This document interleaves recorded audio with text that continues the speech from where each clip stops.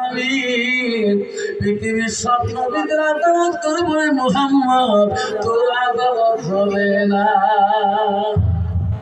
সুবহানাল্লাহ। তুমি কি জন্য আমাকে চিন্তা করো বলো? ওই দিন বলবো আয়েশা আমার আমি আমার জন্য চিন্তা করি নাই, তাই জমিনে একটা করে পাথর বিনিময় তাই জমিনে রক্ত রক্ত হয়ে গেছে, কোনদিন তোর কাছে কিছুই চাই না। ওগো বাবু তাই জমিনের একটা করে পাথরের বিনিময় আমার গুনাহগার উম্মতকে তুমি নাজাত দিবি কিনা?